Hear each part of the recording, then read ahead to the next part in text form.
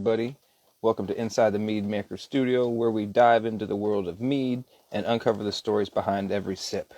Whether you're a seasoned brewer or just curious about the craft, join us as we explore the art, science, and passion that fuels this ancient drink. In each episode, I'll bring you insights, interviews, and everything you need to know to enrich your mead experience. So let's get started. I'm TK. And tonight I'm going to be joined by some folks from Sap House Meadery. I was, not quite sure who's going to join me or how that always works out because I'm terrible at back office stuff. So it looks like everybody's ready to go here. Let's go ahead and get that as per Instagram's usual. And let's see, accept, yes. Go live, yes, please. Let's do this thing. Tonight, I'm going to be drinking, mead from the Hive. I believe they're out of, trying to look here at the can, out of Wisconsin. Yep. This is a Vote for Pedro cocoa, almond, and lemon zest. So it'll be interesting to get that one on the docket. And of course, Instagram is going to be being difficult per the usual. Unfortunately, what's going on, Steven? Got other Steven joining in from Eighth Lane. Sap House Meadery trying to go live, but will not do it. So I'm going to cancel that. Yeah, it says you're unable to join. What was what did we figure out was a way to do that, to try to fix that in the past? Now I can't remember what it was. It's been too long since I've done these interviews live on Instagram. Took the summer off, and now I'm getting back into it. Let's see if I invite on my end. Here, try that. I might have to just cancel it and start a whole new live. Hey, nope. There we go. Second time's a charm. What's up? Not very much. Having a much better time now that these technical difficulties have subsided. So thank you for joining me tonight. Go ahead and introduce yourself real quick and give us a little background about Sap House, and we'll get on the road with it. You got it, man. Yeah, thanks for having me. So my name's Matt. I'm one of the owners of Sap House Meadery. We're up in New Hampshire. Myself and my cousin started this back in 2011. Oh, wow, yeah. Cranking a bit. And yeah, man, excited to be here and chat about some mead stuff. Awesome. So you guys have been in it since the dark ages of mead. Well, coming out of the dark, let's say the mead renaissance, if you will, coming out. If we're in the modern age, so to speak. So that's pretty cool. You've seen a lot of the rise and fall of some of the places that a lot of cats don't even know about anymore. So I'm super interested to get your guys' take. How did you get started making mead? I'm assuming you were home brewing at some point and went commercial. Yeah, it's the standard story, Copy myself. paste. Yeah, it copy paste, right? Pretty typical. We'd homebrewed, made a lot of beer and cider, and he'd made a ton of mead. And, I think everybody that does that has this kind of dream of doing it professionally somehow. Our background was in cooking at restaurants. Oh, nice. And, anybody that's done that for any period of time wants to not do it eventually. Yes. And so, we had a little bit of an opportunity and we took it and we kind of started, nights and weekends and kind of a part-time thing, grew it slowly. Yeah. The idea with mead for us when we first started doing it, aside from Ash really having a more experience with it, was, we wanted to do something where we could source a lot of the ingredients fairly local. At the time, barley wasn't really a big thing in New England. Not a lot of people growing barley. Hops even weren't that big, though they are now. And this is going to sound super dumb, and it is dumb in retrospect. But at the time, in 2011, we were like, the market's saturated for beer. There's too many breweries, which, there's like 10 times as many now. So, that was wrong. Yeah.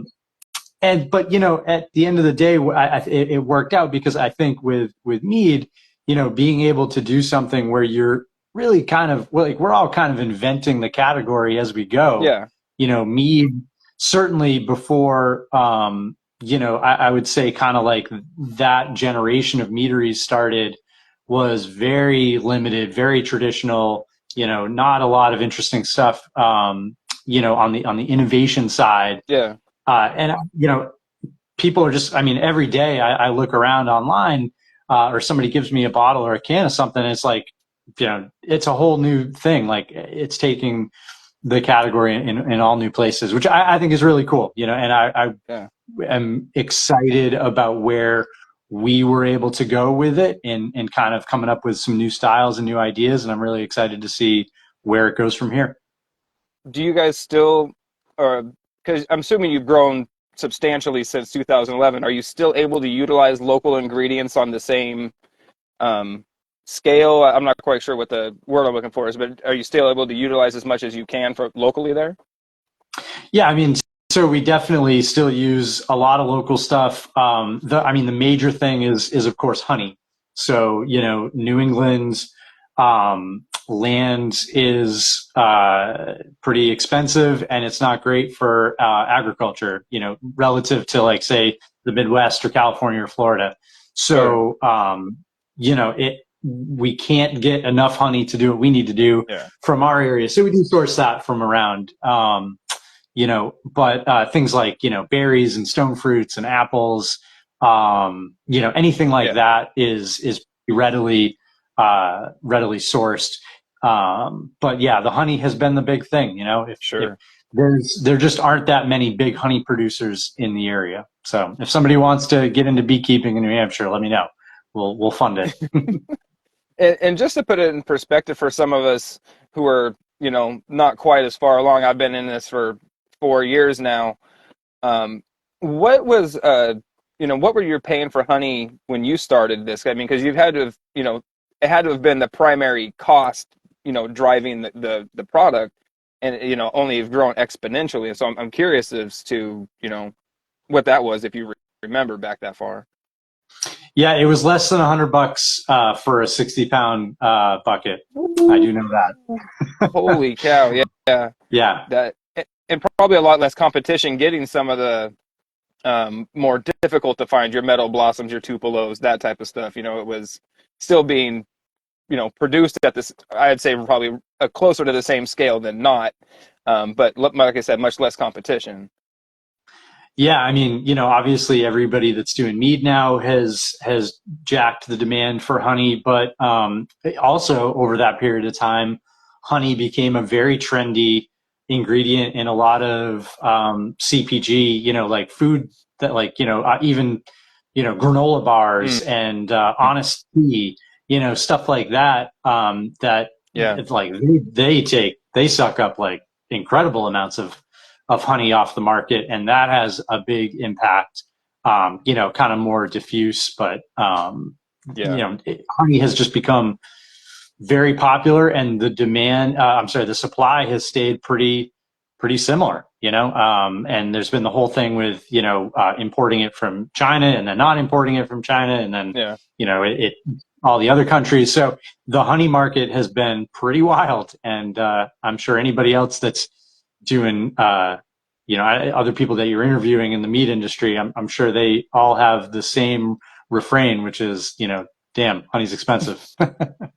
Oh yeah, and especially when you talk to the guys that are buying, from like people in Hawaii, or getting the stuff flown in from Africa or whatever. It's, even that much more expensive. So it really does lend to, I hate to say the term sticker shock when people look at the price tags of mead, but it almost, for me, it goes in reverse. It's like when you see a mead that's not, at a certain price point, you're kind of thinking, okay, what are you doing to get to that price point? Not that should be a thing, but I mean, unfortunately, I feel a lot of people shop that way with their, with their wallet. Yeah. Yeah, that's a good point. And it puts a lot of pressure on the market. The average consumer is, like you said, one way. They're looking at, like, dang, why is this stuff so expensive? Yeah. And then the folks that are like yourself, that are really into mead, that know it well, they look at it and they say, well, why isn't that expensive? I mean, it puts the producer in a tough spot. You know, you're trying to please Yeah. everybody. And to that end, like you guys have a phenomenal session line, and when I say phenomenal, I mean it's well designed. The artwork is well thought out. You have, I think I counted well over 6 or 7 flavors there, and it seems to be an established marketing process for that. So that is what I like to see personally as um, the the more price friendly product to go out there, as opposed to, still meads that are going out for a 750 for like $7 mead bottles. It's like, man, that the honey profile on that probably isn't what most people are wanting to show off for their meads. Yeah. Yeah. And that's exactly it. I mean, so, for us, we started doing session meads. We started dabbling with session stuff. This is how long we've been doing it, in like bombers, 22-ounce bombers back in like 2014. Oh, wow. Yeah. And that evolved into eventually getting into cans in like 2017, 2018. And Nice. the idea was, we self-distribute in the state. And so we have salespeople running around, doing deliveries and all that. And for the glass, that's obviously a higher end product that's going into more specialty stores, markets, wine Boutiques, shops, stuff like that. boutiques. Yeah, exactly. And so when, as we're driving around doing these deliveries, you go an hour and a half in one direction to get to like a higher end store. But on the way, you drive by like 4 or 5 places that people are buying craft beers, they're buying some wines, and maybe it's not an ideal kind of place for, a $20 bottle of a traditional style mead. Right. But man, if you could have something that was more in that price line, more approachable to a craft beer buyer, that would make sense. So, not that like rocket science or anything, but that was the impetus for us really exploring the session side, was as a way to kind of fill out what we were already doing in the market and try to get into more places. Yeah. And now that part of the category has really matured nicely. Most meaderies are doing some kind of a session product, or that's like their entire thing. And that I find has really opened things up for people. Yeah.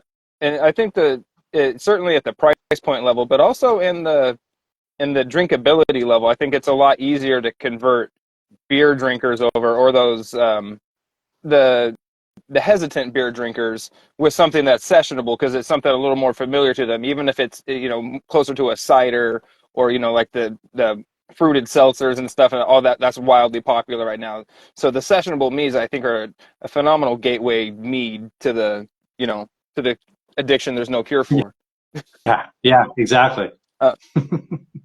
So do you guys have a favorite style, or do you have a favorite style that you guys make there, or do you have I say maybe not a favorite, but do you guys have like a specialty, or do you guys just kind of try to do everything you do well-rounded?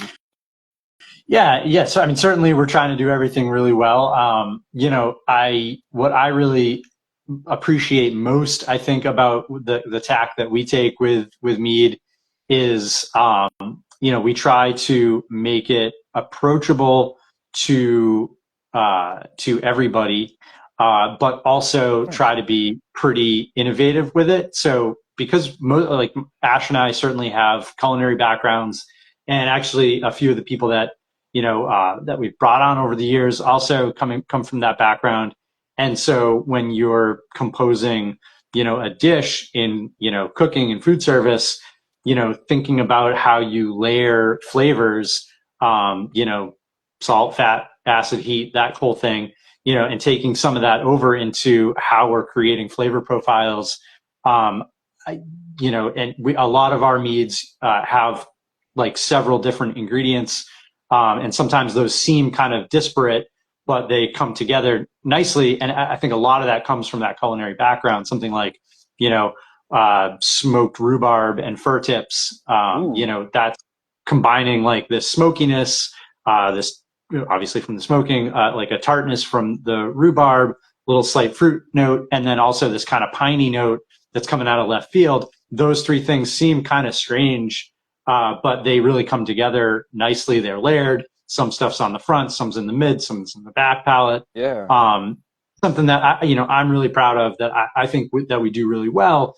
While at the same time, we are we're trying to get out there in front of lots of people that really have no mead familiarity at all, right? So we're making cool stuff, but we're also trying to make it not so crazy and like huge fruit bombs that like the average person, the normie off the street is going to be like, whoa, what the hell is that? I don't know even know what to make of that.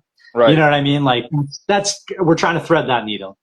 And I think that's a line that most mead makers commit to. I think there's a few outliers that try to go out there and do the, as extravagant as or not extravagant, as eccentric as they can. But it's like you said, threading the needle. It's a very delicate process, trying to not be exclusionary, but still be inclusive to the people who are trying to, have that more elevated experience. But like you said, not, push out the people who are still trying to break into it. It's like you said, threading the needle. Yeah. Yeah. What would you say, if there's anything that you guys would like to improve about your process or any of your techniques? Like, is there something that you felt recently that you're looking to step up, or? Yeah, we'd like to be able to make more. That's a good problem to have. I'd love to step that up. The bigger things are really, it comes down to efficiency, I guess, is kind of the main thing. The mead, I think most mead makers, are all starting from, coming from that homebrew side of things, right? So they're starting at a smaller scale, and relative to, say, like the brewing world, there isn't a lot of capital investment for startups. So it's a lot of kind of mom and pop, starting it in the garage, the basement, and really trying to scale up. And though there isn't quite as much capital investment to get people started, it is still a very capital intensive business to scale. You guys still got to buy bigger tanks and canning lines and all that shit. Yep. So, it is harder to grow, really. That's kind of the main thing. So I find when I talk to a lot of peers in the industry, everybody is kind of trying to figure that same thing out. How do we squeeze, the most efficiency, the most production out of limited stuff? Yeah. And it leads to a lot of creativity. It also leads to a lot of us kind of all reinventing the wheel at the same time.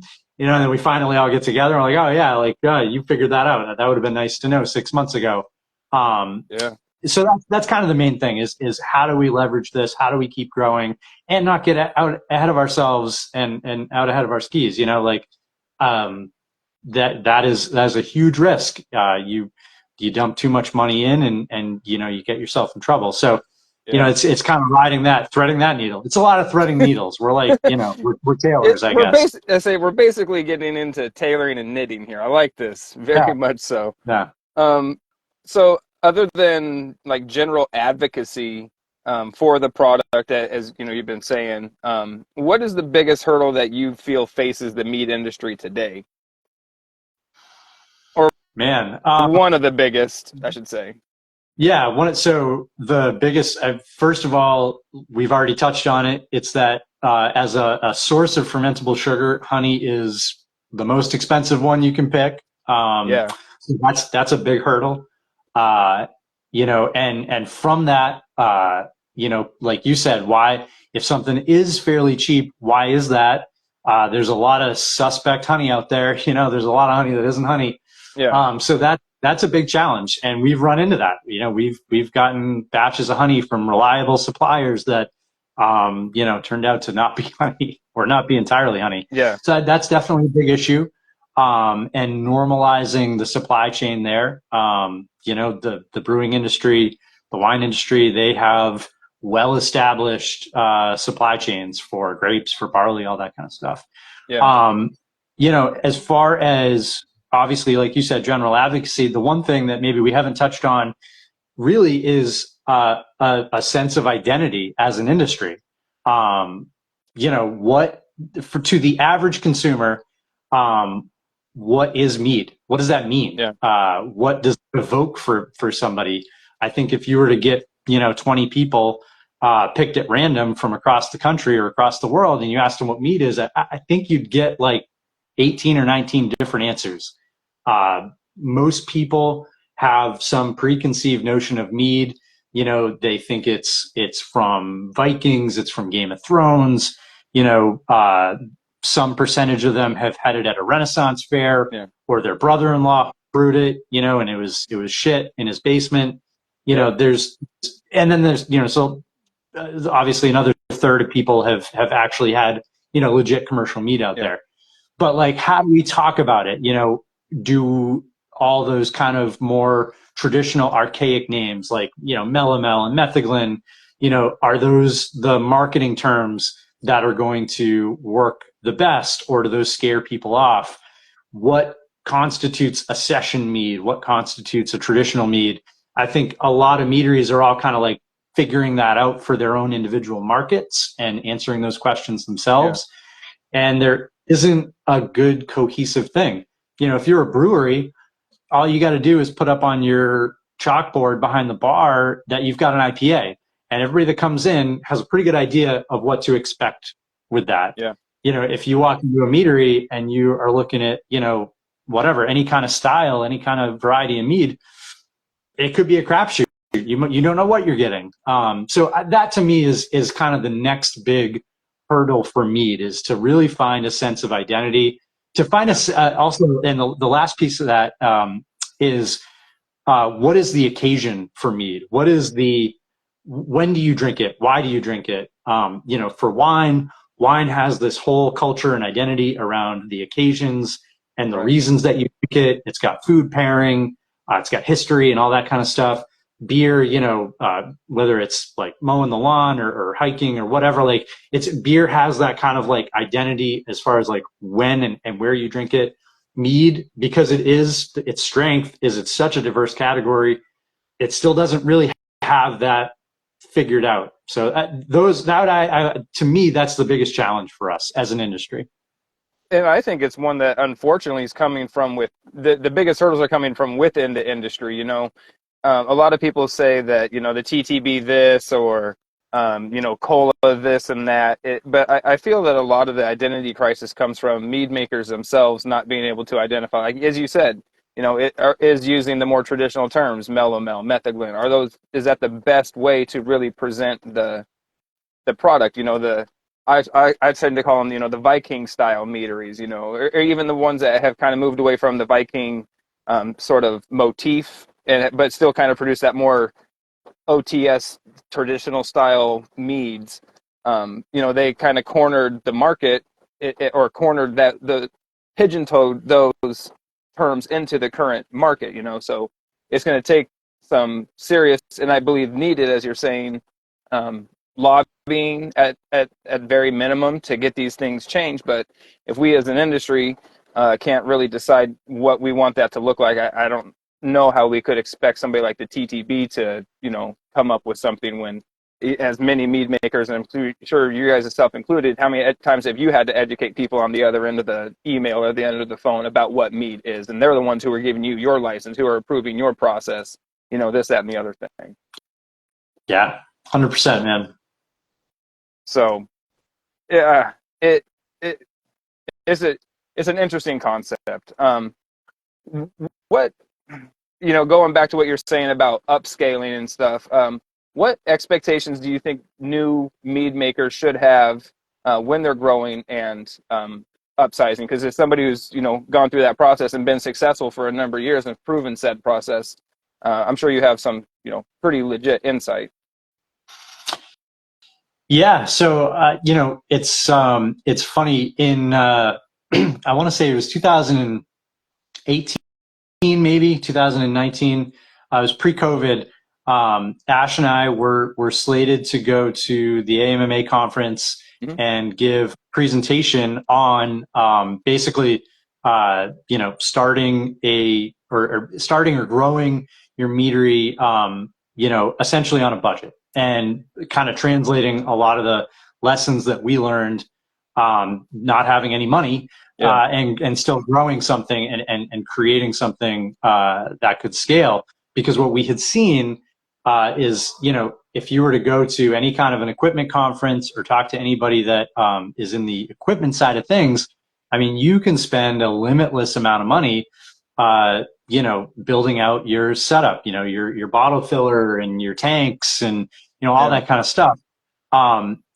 And, obviously at certain volume levels that is needed, but for the most part, I think people tend to overspend on their equipment side of things.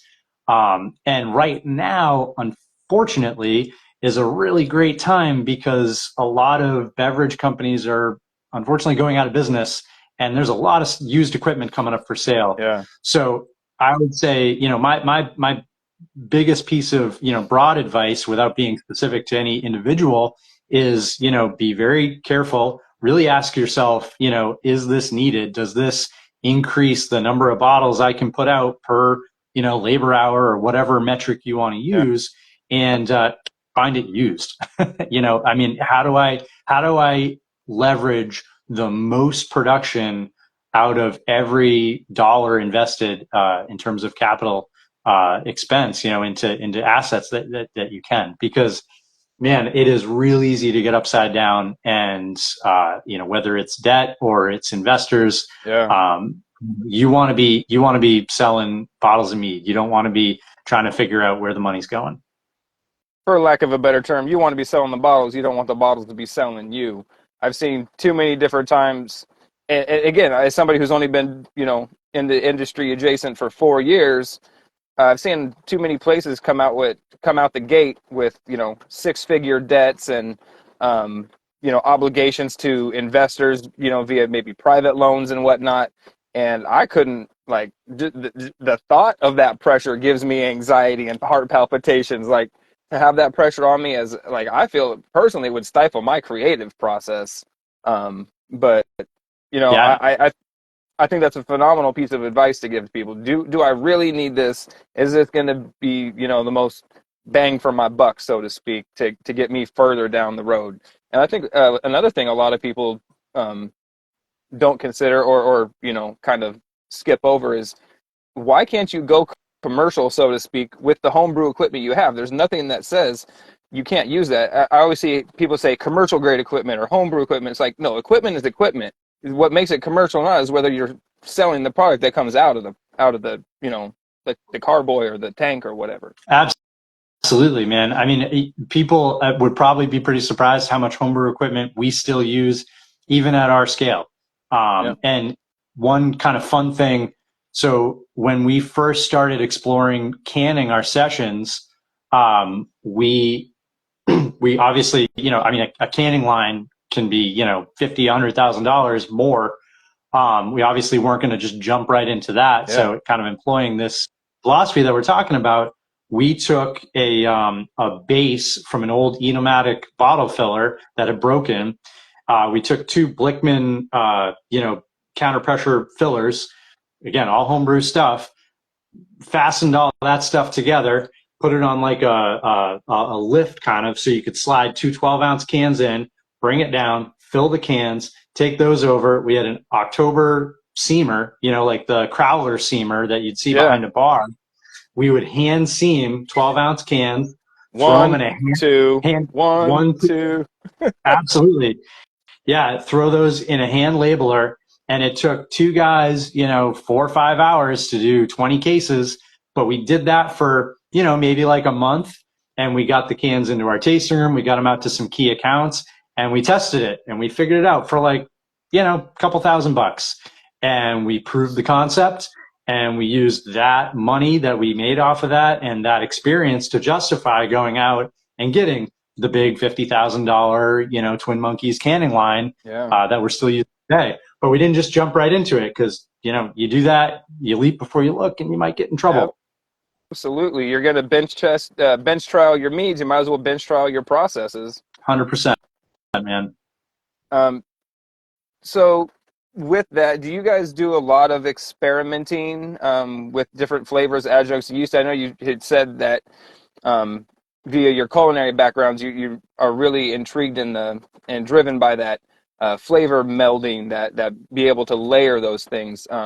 What I should say, not do you, but what are your favorite like flavors and adjuncts and yeast to experiment with? Yeah, I mean, so for us, as much as possible, it's, using the actual thing, using a whole spice or, whole fruit or whatever is obviously going to, it's going to be the thing for the Yeah, most part. Juices and purees, sometimes those are the best tool. We look at it as kind of like, what are we trying to accomplish? What's the best tool for the yeah, job here? What we have found is most important is that the connection between what it says on the label to what that evokes for somebody in their mind and what their expectation is. So if you have a mead and you say, this is a raspberry mead, that's what it says on the label. What somebody thinks when they see that is they imagine just shoving their face in a box of raspberries, and yep, that's what they want. And if it only kind of tastes like raspberries, even if it's good, there's no faults, it's well balanced, it's got this like nice light raspberry flavor, they're going to be like, it wasn't quite like the raspberry that I imagined because your label looks so nice and it makes it feel so like it's going to be so right. juicy. So like line it like that thread between like, what do you say on the label? What does that create in somebody's mind for a flavor, and how closely do you hit that expectation? And that's kind of what we think about with everything. And we will oftentimes, especially for a lot of the meads that are more that have more complicated kind of flavor profiles, we'll make the mead and kind of make that first, figure out what it tastes like, and then have the label design, which is obnoxious and it delays things. But that's really important for us, is to have the label evoke the right image or the right flavor image for people. Because otherwise you're going to have disappointed customers, no matter how good the mead is. It could be like a very excellent mead, but if the customer thinks it should taste like something else, you're in trouble. It's more of that tailoring, threading that needle. Threading needles left and right, man. But you're 100% right. It's so many times do people look at a label, people shop with their eyes, shop with your stomach, whatever you want to look at it, and then they come up with these preconceived notions, these connotations, expectations, whatever you want to call it, of how that's supposed to be. Whether they're raspberry in this instance, tastes like a raspberry sorbet, or like you said, a real pile of juicy raspberries. And if you don't deliver on that, then it's at no fault of your own, because like you said, you could have a very well balanced gold medals and points and trophies and all that, and if it's not what they want, it turns them away. And that's why I'm a proponent of, not, I used to say a high tide rises all ships. I mean, and it does, but I don't think it's quite the flex that it is, because it's too easy for bad mead to turn somebody off completely. And as we've been saying, mead's such a cottage industry, much certainly more so than brewing or winemaking, with even being older and whatnot. But there's just so few people that do it. It's hard to risk um, those dollars in the industry. Yeah, yeah, it is. And with today's world, I mean, everything is good, right? I mean, there's infinite good stuff. Oh yeah, There's a million great seltzers, ciders, spirits, wine. There's more just than endless, ever. more than ever. And so if you're putting something out that isn't, both excellent and meaningfully unique, like what's the point? Yeah, Um, what you're kind of doing yourself, and to some extent mead a bit of a disservice, because agreed. people are going to try it once and they're going to be like, I'm going to go drink really good bourbon. I don't know, like they're going to go do whatever else. I'm going back to It's cider. Yeah, it's got to have a cider. Yeah, and I think like that it goes back to what we were saying earlier about an identity thing. If mead doesn't know how to identify itself, or there's at least not some sort of broad generalization that everybody adheres to, it's like one of those things. It's like you can't break rules if there aren't any to break. You know what I mean? It's kind of like the Wild West. Everything goes, and everything, everybody's a victim of everybody else type of thing. It's a weird, like I said, it's called 2011, the Renaissance. It's not like it's already over. No, we're still in the middle of Yeah. the Renaissance. Everything is still being defined. Everything is still very malleable and changing. And I would love to see, an organization come forth, or a group of people, however we want to do it, to really take that forth. I know it's happened. There's a couple groups out there trying to do some stuff that I feel could probably do a better job, but hey, I'm not in those groups, so I really don't got much room to talk. Yeah. I think actually, though, I mean, trade industry organizations are important because there are certain things that they are needed to do, right? There's lobbying efforts, there's collective bargaining, there's equipment, all that kind of stuff.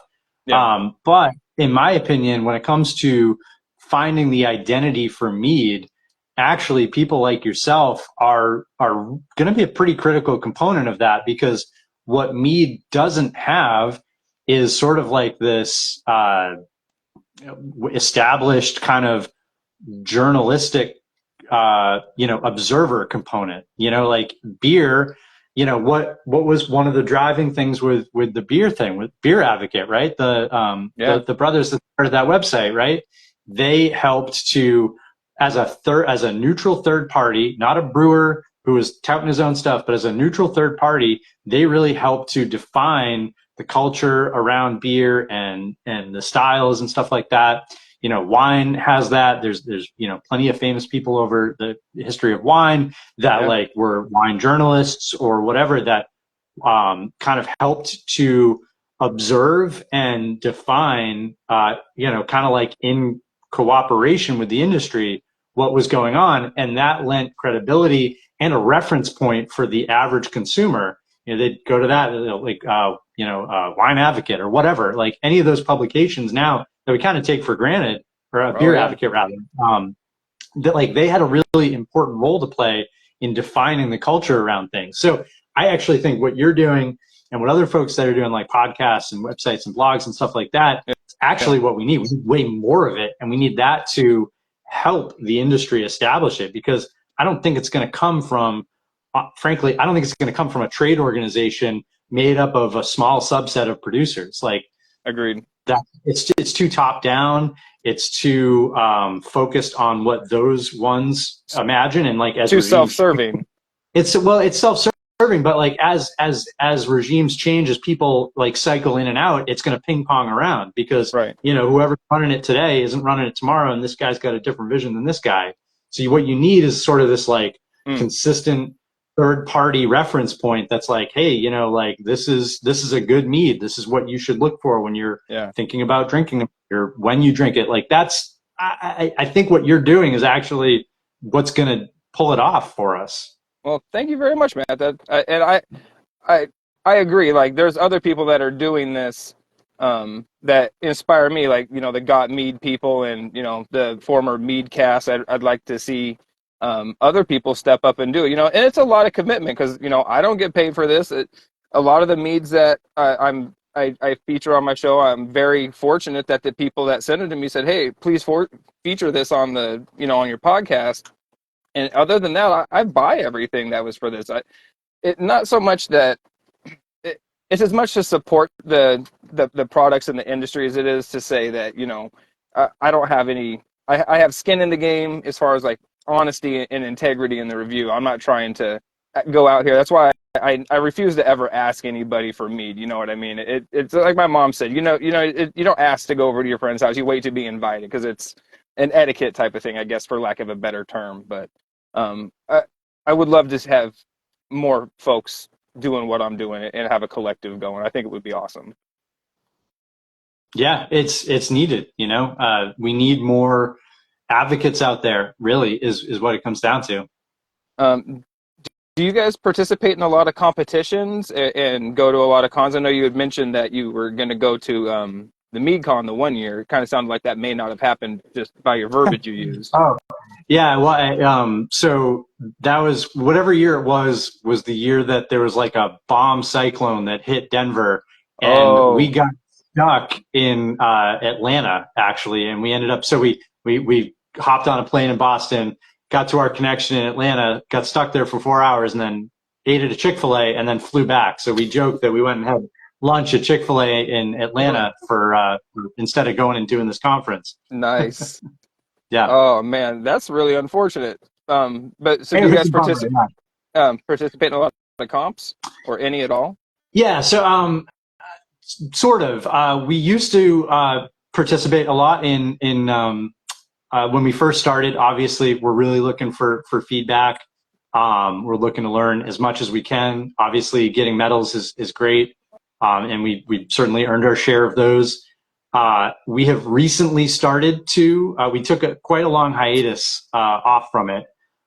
We recently started to send some stuff out because we have we have some things that we want to get feedback on again, essentially. Nice. You know, the one thing that I will say about competitions, they're an important part of the industry. They're an important part of the culture. I think for the homebrew side of things, I think it is really useful. I think for the commercial side of things, I think it needs a little bit of tweaking. Agree.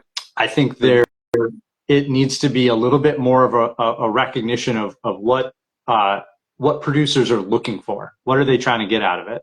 So, I mean, a lot of people think that it's just medals, and medals are important, but the judging process, and it varies from competition to competition. And some are really well, and some are excellent. But what we found specifically was there just aren't enough qualified judges out there for all of these to do a great job. And that's not a knock on anybody. It's just the reality of the situation. Yeah. There's only so many BJCP certified folks, and there's only so many commercial mead makers and qualified homebrew mead makers. Yeah. So you're stuck there, right? That's a problem. The other issue is that we ran into, and I refer to this all the time as kind of like the whole Pepsi challenge thing. So when Coke and Pepsi were battling, the Pepsi challenge thing, when they were trying to get like up and going, was to go out and do these little tastings, and they'd give you a little cup of Coke and a little cup of Pepsi and be like, oh, which one do you like better? And more people were like, I like Pepsi better in that moment. And they knew that ahead of time because Pepsi is sweeter than Coke. And so when you take a little sip, like an ounce of Pepsi versus an ounce of Coca-Cola, in that one little sip, people liked it more because it was sweeter. But at the end of the day, drinking a whole can of it, the numbers kind of even back out. What we found was with a lot of competitions is you kind of ran into that. The meads that were sweeter, obviously, but just like bigger flavor bombs, not necessarily more balanced or more innovative or whatever, but just things that were blowing people's palates out. Those were the ones that would win and score better. Yep. And that's a hard thing to get around, because how do you have a competition? Because ultimately, a home brewer, for that's kind of interesting. Like, you're trying to figure out how to make like the coolest, craziest thing. But a commercial meat maker is trying to make something that is going to be a viable commercial product that people are going to buy repetitively. Yeah. And so for that, what actually makes for a good commercial mead is something that people are going to drink regularly. It's not just about how much flavor you can pack into something. So that was one, I guess, critique that we kind of ran into with mead competitions. Once we had won a bunch of medals, we kind of stopped for a while because we felt like that, we were kind of out of that there. And at the time it was Mazer Cup and just a few others. There's a ton of competitions out there now. And like I said, most of them are excellent, really well run. And it's not a knock on anybody. I think everybody that does these things, they're volunteering, they're working really hard. These aren't things that people are doing, purposefully or maliciously. It's really just a reality of the situation. Yep. But it's something that I think is worth, the industry kind of thinking about. Like, okay, for a commercial competition, like what are we really trying to accomplish here? What are the commercial producers really looking for feedback? What are they really trying to gauge?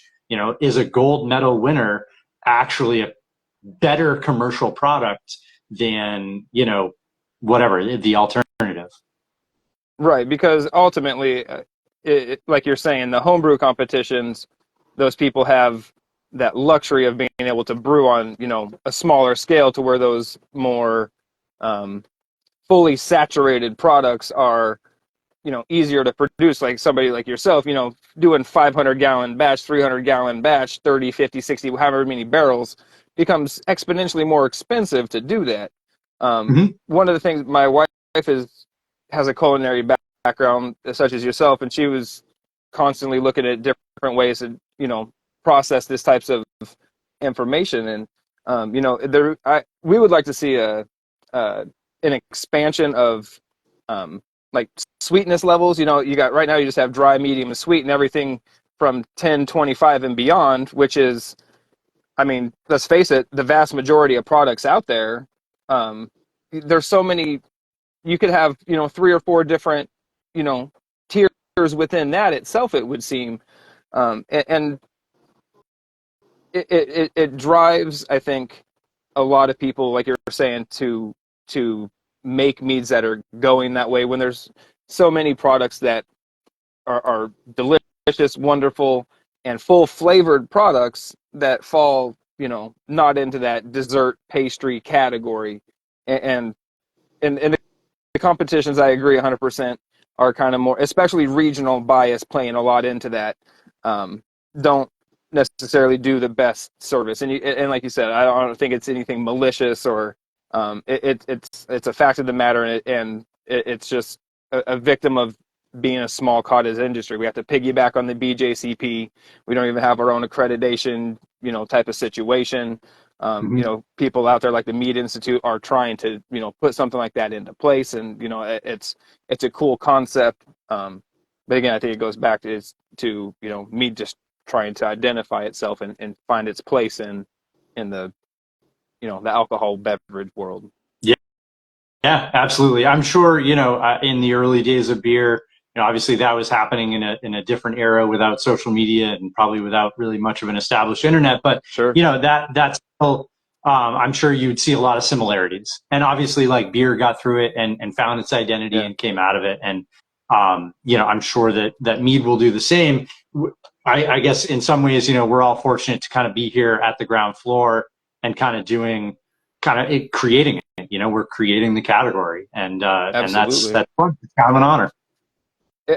Hey, and people like myself, I wouldn't be where I'm at if folks like yourself and others before me hadn't done what you're doing. So thank you for paving the way, so folks like me can do what we do.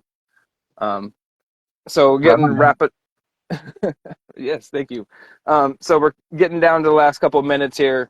One of the features of my podcast that I'd done in the past was some rapid fire, kind of just get to know you questions. I'd taken it away for a little bit, but by popular demand, I'm wanting to bring that back. So if you got a couple minutes here to just get to know you, so to speak. Let's do it. Yeah, whatever. Awesome.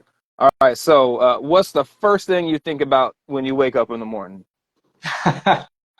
What did I miss? What's wrong? What broke? Oh yeah, I can only imagine having 1,000 different things on your mind about the meadery. Waiting for alarms or something to show up on your phone. Who happened? What happened? Hot or cold? Hot or cold for Mead? Just in general. Do I like hot or cold? Just in general. Oh yeah, I'm cold-blooded, so I like to be warm. I will take a hot, sunny day over a cold one. Though I'm obviously in New Hampshire, we get a lot of winter. I do like to ski, but I'd prefer to be warm. You can ski on the water. Yeah, yeah, we could do that. Toilet paper, does it hang over the front or drape over the back? We got a beard or a mullet? Oh, it's over the front always. Absolutely. We're not psychopaths here. Yeah, no sociopaths allowed. Right. Favorite breakfast cereal, either when you were a kid or today? Cinnamon Toast Crunch. See, I was always a fan of the French Toast Crunch, a little bit of maple in there as well, but definitely the Cinnamon Toast Crunch is some good stuff. I think I did like that one, but I think when I was a kid, my parents got that one so much that it oversaturated it, and that one's top for me now. Cinnamon Toast Crunch all the way, with Honey Bunches of Oats as like a close second. Honey Bunches of Oats, that's like one of my wife's favorite cereals. I always like the pops, the sugar pops, the big yellow. Yeah, those are good. Those are legit Yeah. too. I don't even have cereal anymore. I really need to get back into that. Right, that's what I'm saying. All right, are we burgers or pizza? That's genuinely hard. I would say pizza, if only because I actually like make burgers at least 1 or 2 nights a week. So yeah, pizza is more of an exotic thing, I suppose. So I'd go out and get pizza. Do you guys have a food establishment there at the meadery as well? So we have a small food establishment there. We're actually about to hopefully sometime in October open a second location in a nearby much larger town, and that's going to have a full restaurant, tons of seats. That's going to be a pretty big thing, roof deck and all that stuff. So we have a small 25 seat tasting room, a little bit of food, and then the big one is coming hopefully by the end of October. Additional production space as well? No, it's purely retail tap and room. Restaurant tap room. Yeah, we're keeping all the production at the original location. Nice. And hopefully, are you going to get rid of the tap room there and expand production, or just keep it as it is? Keep it as it is. Yeah. It's a kind of a unique layout where just kind of the floor plan of it. So all is kind of staying the same in Ossipee, Gotcha. and then the new opening in North Conway. Very cool. Yeah. What was your first car you had? Mercury Mystique, 2001 Whoa. Mercury Mystique. That had to have been like the last year for that car. Holy cow. I'm sure, yeah. But that was my first car. But I drove when we first started the meadery. The car I was driving at the time was a 1986 Volkswagen Jetta diesel that had the biodiesel conversion on it, so you could run it off Frylater oil. Yes. And that was our first delivery car as well. How'd you come up on that? Well, my other car broke down, and a friend of mine had it sitting in his backyard, and it was a project car for a local high school. The engineering kids converted it to the biodiesel thing. The school chef drove it for a couple of years and then gave it to my friend. It was sitting in his backyard. My car broke down. I walked over to his house and said, "Hey man, what are you doing with that thing over there?" And he's like, "It needs a rear axle and you can have it for $1." I gave him $1, took it to the shop, put a rear axle in. And at the time, the odometer was busted, but it was broken at 260,000 miles. And I probably put another 200,000 miles on it, driving mead around all over the state of New Hampshire. Holy cow. Is your guys' meat available outside New Hampshire other than Vino Shipper? Yeah. So we're distributed in stores in Massachusetts, Connecticut, New York, and New Jersey. Awesome. Regional stuff. Gotta love that. Oh, and there's one thing I wanted to bring up while we're at it. People, go out and support this gentleman's mead club. This has got to be one of the best value mead clubs that I've seen, bar none. Quarterly mead shipments. You get 4 bottles per shipment, 4 times a year. You get 15% off retail tasting room, 15% off online orders, and free shipping at 8 bottles. I mean, that is ridiculously, amazingly, valuable. It's very, very generous, man. I will say, for the most part, we have surprisingly little churn, despite the subscription models getting kind of tough these days. But the number one reason that people do churn is they say, it's so much mead. Oh. So it is a good value. I agree. Oh yeah, that's one. Yeah, you're sending me too much booze. I don't need all this alcohol. It sounds odd to me. Yeah. No, right. Yeah, it doesn't make sense to me either, but people say it. So. Hey, what was the worst job you've ever had? Uh, for about 6 hours, I worked at a UPS packing or kind of like transfer facility when I was in college, and it was the overnight shift. It was from 2 a.m. to like 8 p.m. or 8 a.m. rather, and that part was fine. I was down with it.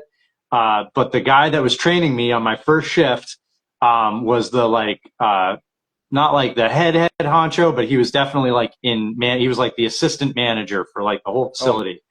And man. he showed me that like how to pack the boxes, right, or into the trucks, right, how to stack Yeah. them, and they have a whole Yeah. science behind it.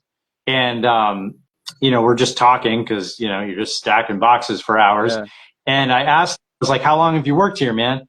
And he's like, 20 some odd years. And I'm like, "Wow, that's incredible. This must be a great place to work." And he's like, "Yeah, I love it. I wouldn't trade it for anything." I was like, "So do you just come down and stack these boxes? Like, is that just part of like the training thing? Like, what's your day to day as the manager? Like, what do you do on a day to day?" And he's like, "No, this is what I do every day." And I was like, Oh, "I'm bye. out." Not 22 more years of this for me, thanks. No, can't do that, man. Sorry. Oh, dude. I can't play 20 years of Tetris. Hey, hey, bless the people that can, because that's about 5.5 hours more than I would have lasted. I couldn't do it. Yeah, they had something I didn't. Oh man, yeah. Um, if you could have any superpower, what would it be? Have any superpower, man. Just like the ability to get a good night's sleep when I want it. Yes, I will take that as that's probably one of the best answers I've gotten from that one yet. Um, what's your current favorite beer or mead that you're drinking? Oh man.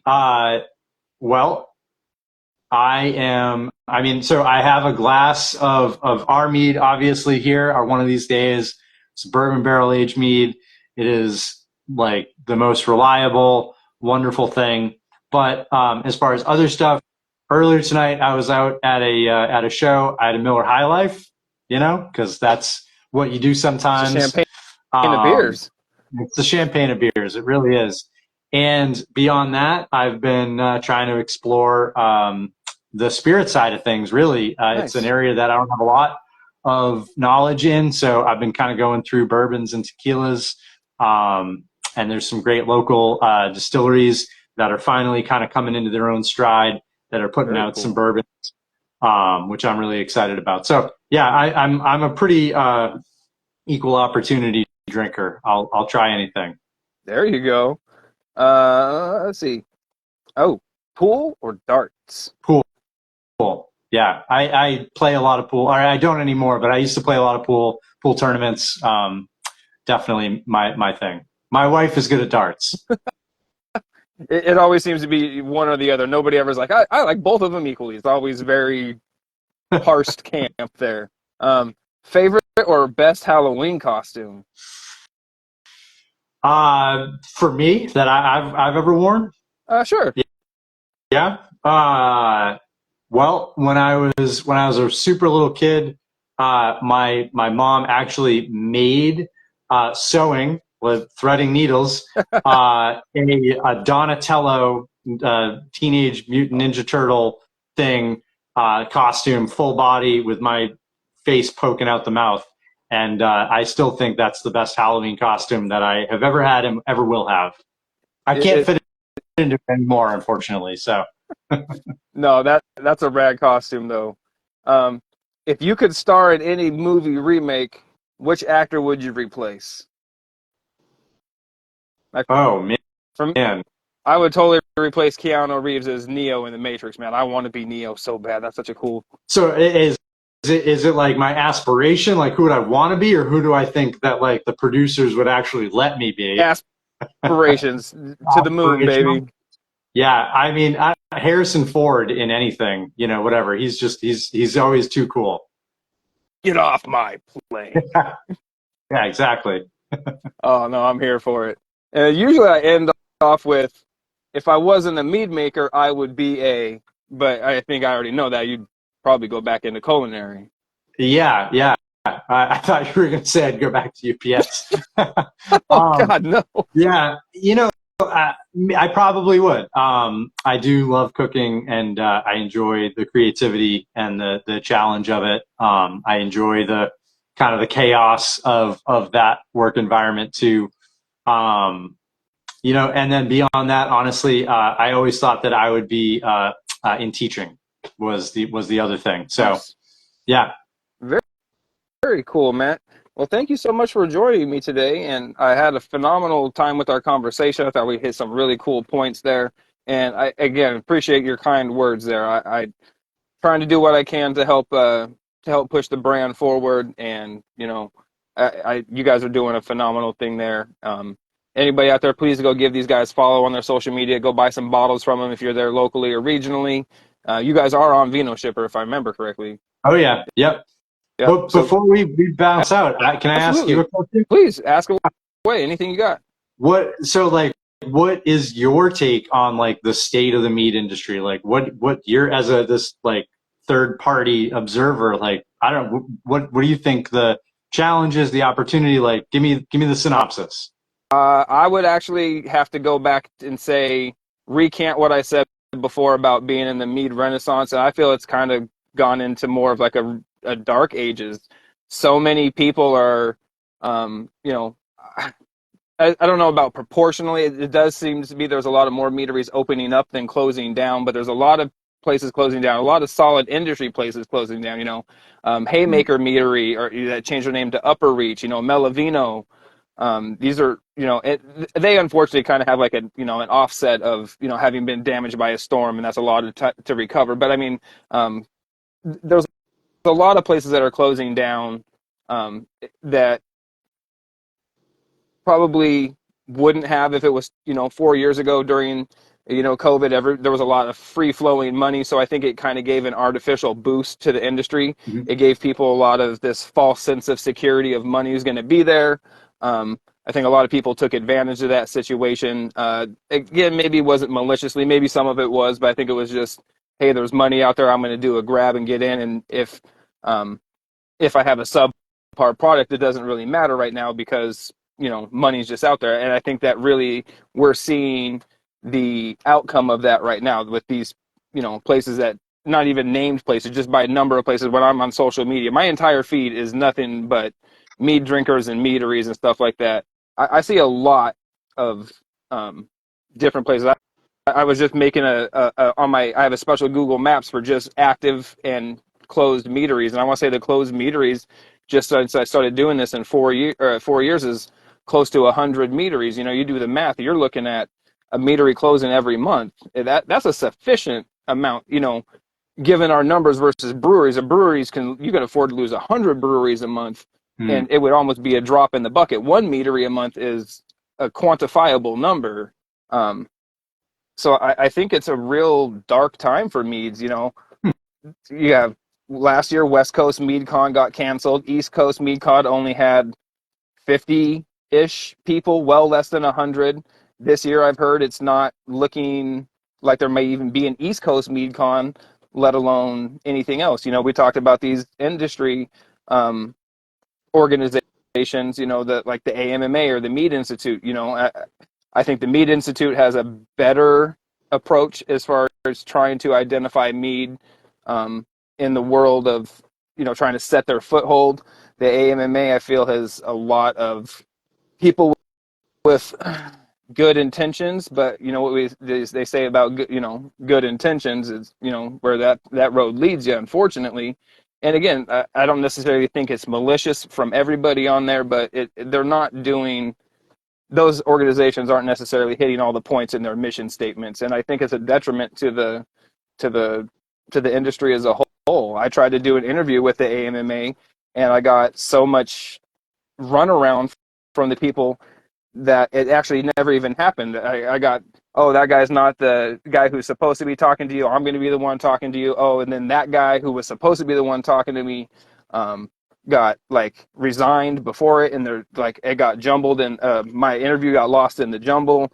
And every time I try to talk to people that are adjacent to that, the only thing I can ever get that anybody says is positive about the organization is that they have discounts on honey and products, and you could get that from any other type of, you could just get that directly from the manufacturer. Probably if you ask them, hey, I'm going to be buying X amount of product, can I get a discount? And I don't mean to pick on them necessarily, but it's, I think it really is playing into a state of the where meat is today, because there's no lobby group. There's nobody out there trying to better the industry on a legislative level. And like I said, you go into Facebook groups or into the r/mead on Reddit, and you get people that constantly complain about, why is the government in my business? Why can't I do this? Why can't I sell bottles with some sort of intermediary permit before my permitting goes through, or if I'm only going to produce smaller quantities?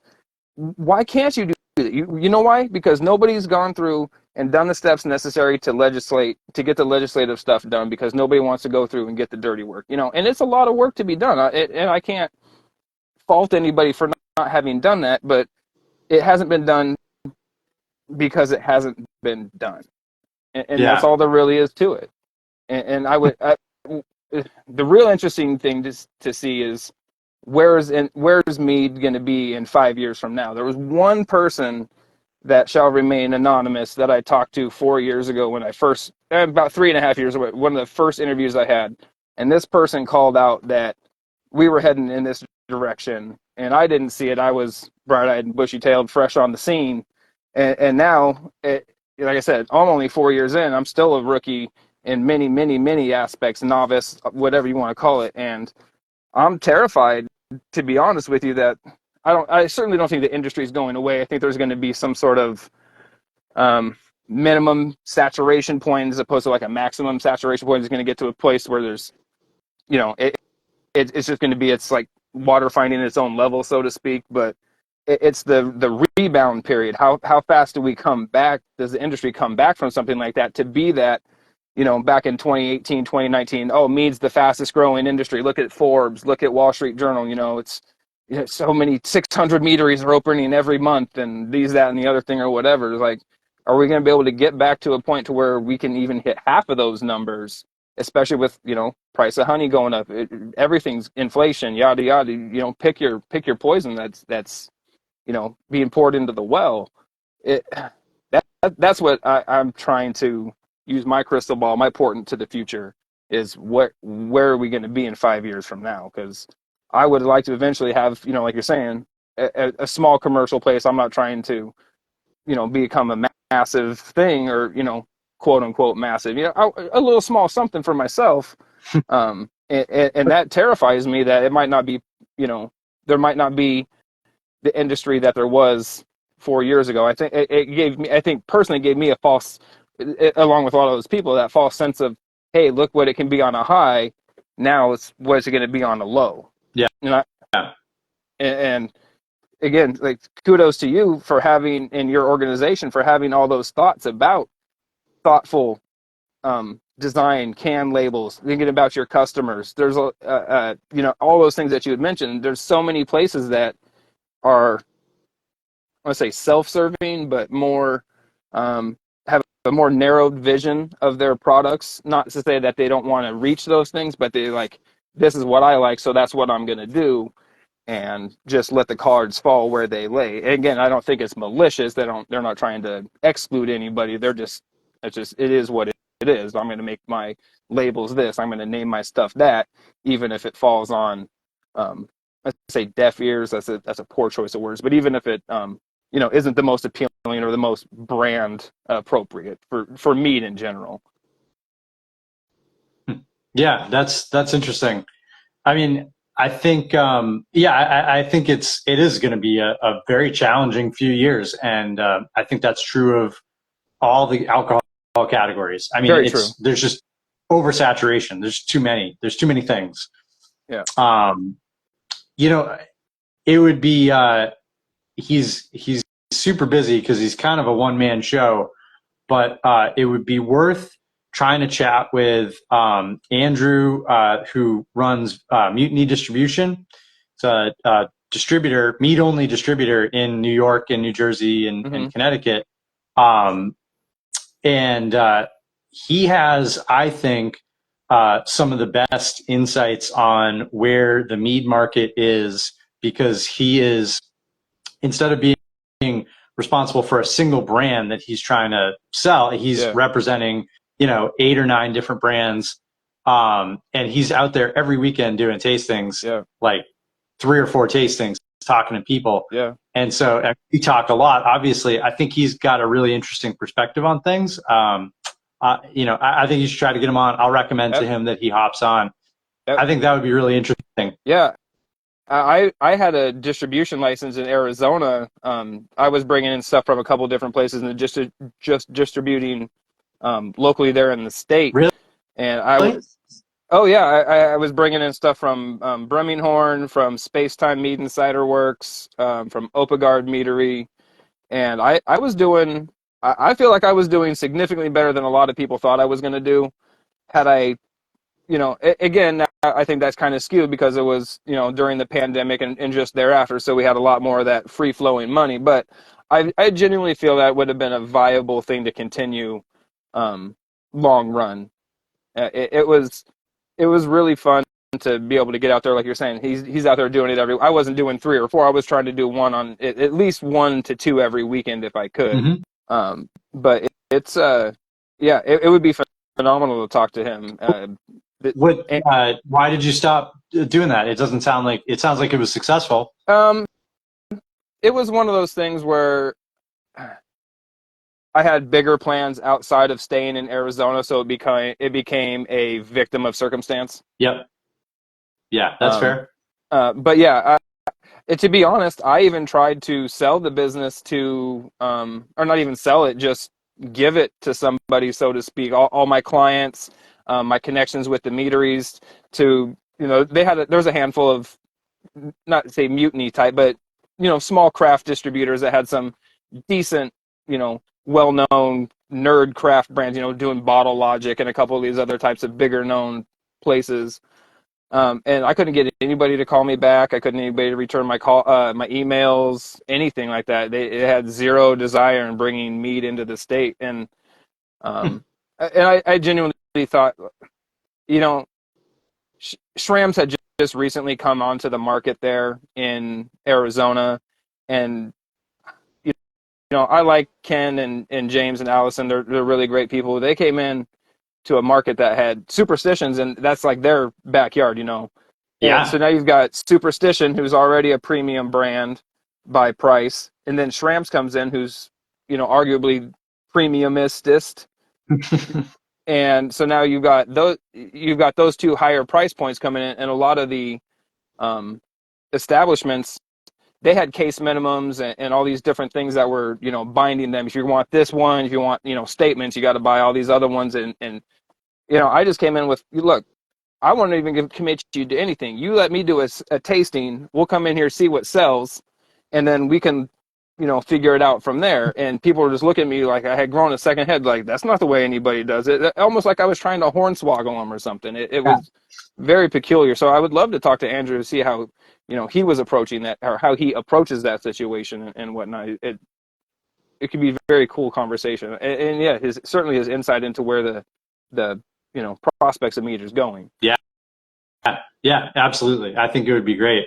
And when we started, I mean, obviously that was a long time ago, and I might be able to tell I'm not that old. I was about 22 and a half when we started. Yeah. And I had a baby face, and I would go into places to try to sell mead, and people thought I was doing some kind of a liquor sting or something. They were like, I was just going to say that. Yeah. Oh, you're one of those guys that's with the ABC company trying to see if I'm checking IDs. Get out of here, pal. Exactly. Oh man, yeah, that would have been, that would have been a whole nother experience on top of everything else, man. Yeah, it was fun. Fun times. But so again, thank you so much for joining me tonight, and I'll shoot you a message on there about getting in contact with Andrew and whatnot. But you got it, man. Have a great rest of your evening, and let's do this again sometime in the future, man. This was really fun. Anytime. Hit me up. I'm down. Awesome. Have a great rest of your night, man. Cheers. You too. Cheers. Well, awesome. Thank you to Matt over there at Sap House Meadery in New Hampshire. That was a phenomenal conversation. talking to him is why I do what I do. He again, thank you to him for saying such kind words about the importance of people doing what I'm doing. I don't do it for the kudos. I do it because I think it's fun, and yeah, I would love to see more people out there doing this and whatnot. So go support them, do the follows, do all the things, buy their mead. Most importantly, if you can, support them with them dollars. Next week, will not have a interview on Wednesday or Thursday. I have an interview on Saturday morning with Full Moon Mead from Transylvania. I think they're the only meadery in Transylvania. So another international interview coming up. So have a great rest of your night, and I will see you guys next week. Peace.